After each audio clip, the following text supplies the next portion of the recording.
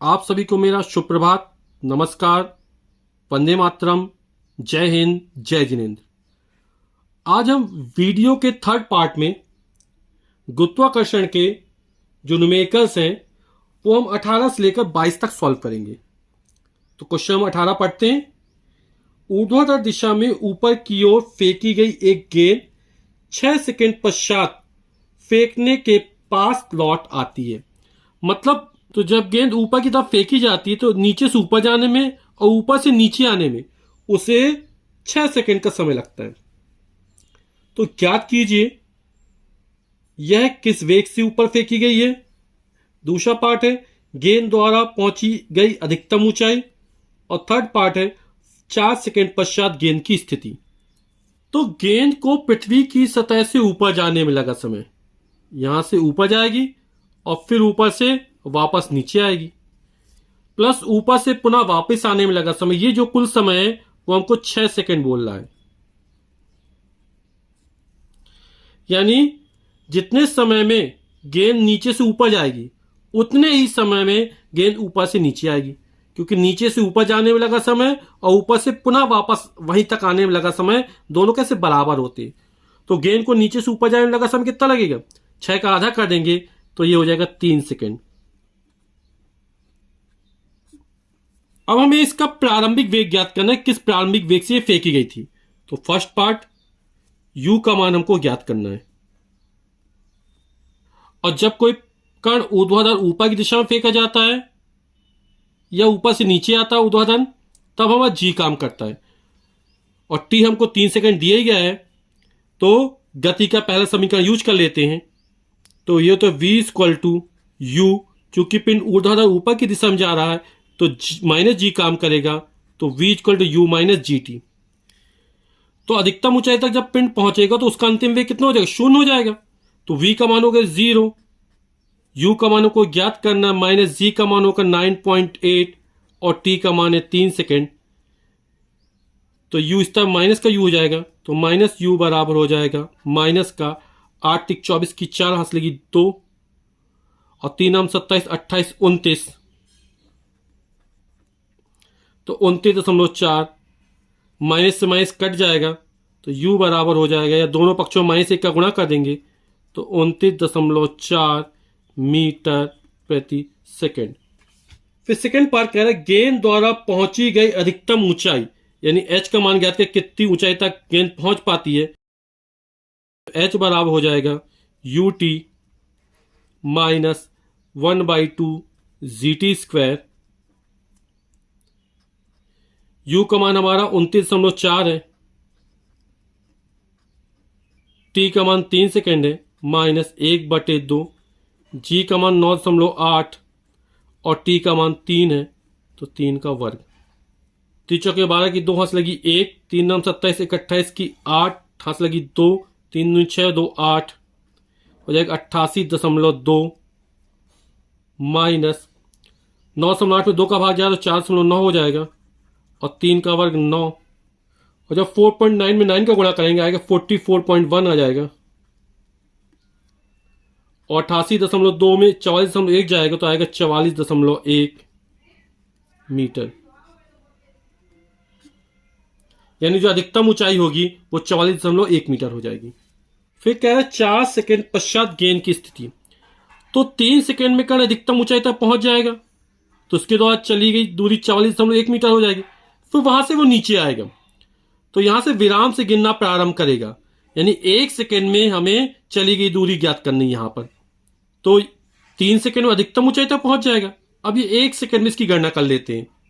तो 1 सेकंड में चली गई दूरी, अब ये क्या ऊपर से नीचे तक गिरेगा, है ना, तो g का मान धनात्मक लिया जाएगा, तो s बराबर हो जाएगा ut प्लस 1/2 gt स्क्वायर।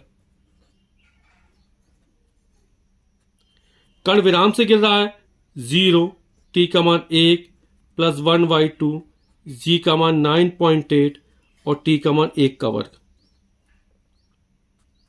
ये 0 हो जाएगा पूरा, 9.8 में 2 का भाग जाएगा तो 4.9 हो जाएगा, 1 का स्क्वायर 1 यानी 4.9 मीटर। यानी 4 सेकंड पश्चात जो गेंद होगा वो अधिकतम ऊंचाई से 4.9 मीटर की दूरी पर होगी। और यदि पृथ्वी तल से निकालें तो हम क्या करेंगे, कुल ऊंचाई हमारी 44.1 मीटर है, उसमें से 4.9 घटा देंगे तो 4 सेकंड पश्चात पृथ्वी के आधार सतह से जो गेंद की दूरी होगी वो 44.1 में 4.9 घटा दिया, क्योंकि कण अधिकतम ऊंचाई कितनी तक पहुंचा, 44.1 तक। तो 44.1 में 4.9 घटा दिया तो जो गेंद की स्थिति होगी वो 39.2 मीटर होगी पृथ्वी की सतह से।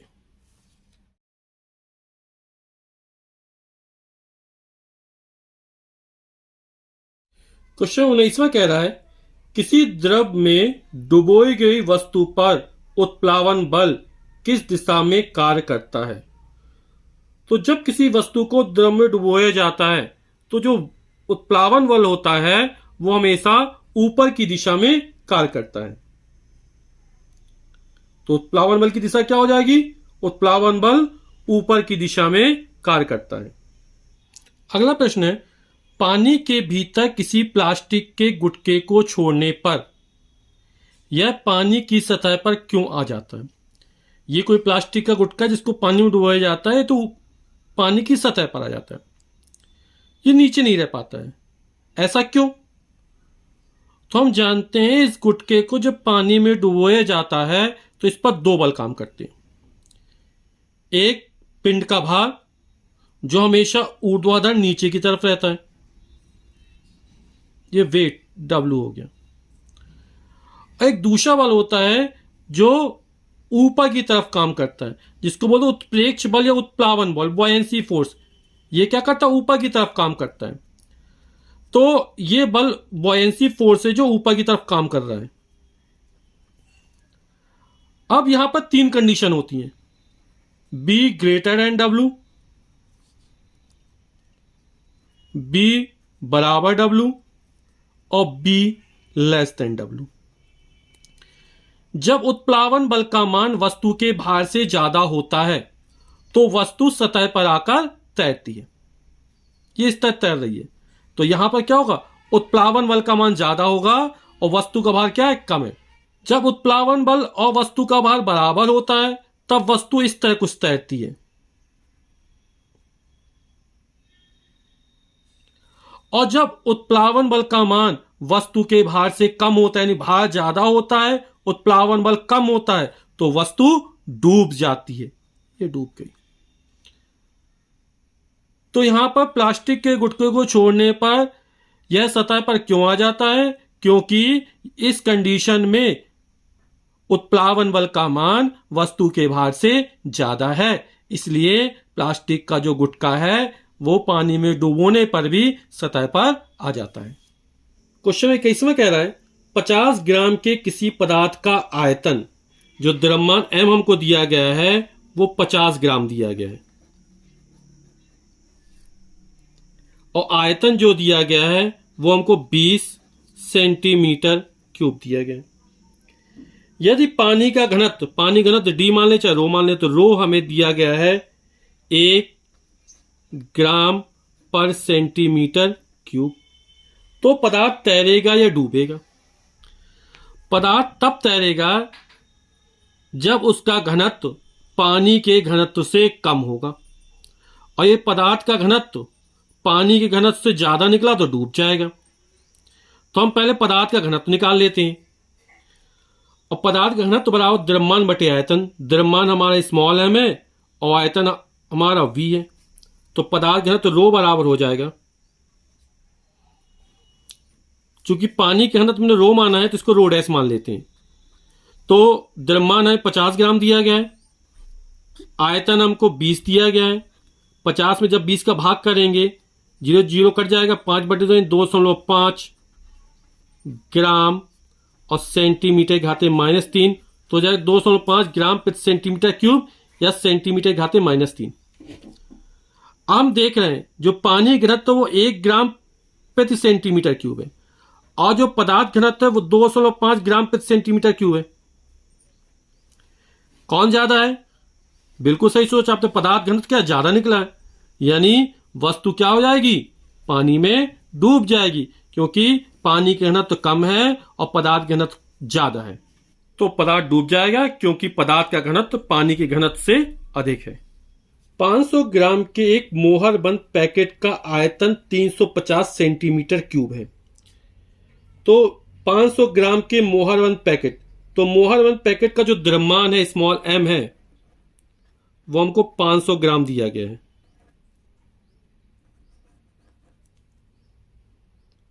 और इसका जो आयतन है v वो हमको 350 सेंटीमीटर क्यूब दिया गया है।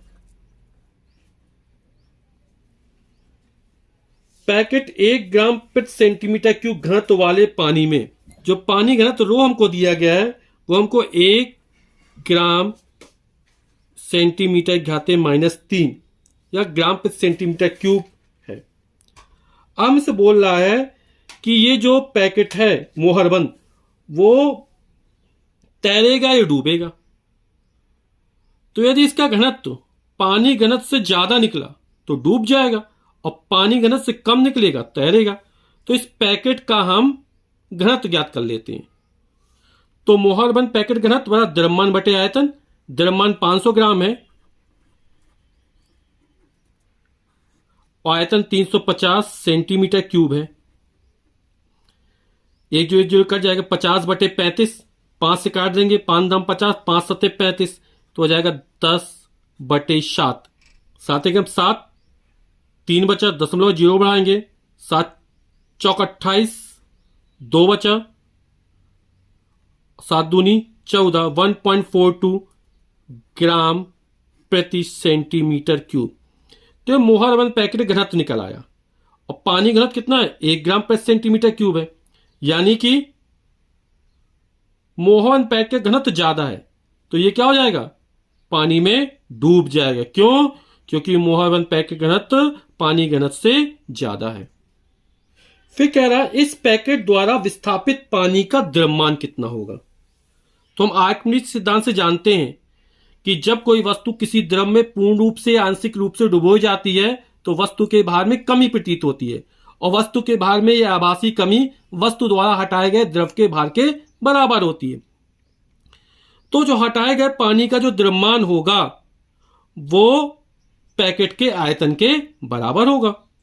तो पैकेट द्वारा हटाए गए पानी का आयतन पैकेट के आयतन के बराबर होगा, और पैकेट का आयतन कितना? 350 सेंटीमीटर क्यूब है, तो ये हो जाएगा 350 सेंटीमीटर क्यूब। अब हमसे बोल रहा है कि विस्थापित पानी का द्रव्यमान कितना होगा। तो द्रव्यमान बराबर होता है आयतन गुणे घनत्व। तो पानी घनत्व कितना होता है? 1 ग्राम प्रति सेंटीमीटर क्यूब गुणे, और पैकेट का आयतन 350 सेंटीमीटर क्यूब है। ये बटे में सेंटीमीटर क्यूब से सेंटीमीटर कट जाएगा, 350 में 1 का गुणा करेंगे तो 350 से कम 350 ग्राम, और यही हमारा आंसर हो जाएगा कि हटाए गए पानी का जो द्रव्यमान निकलेगा वो 350 ग्राम होगा।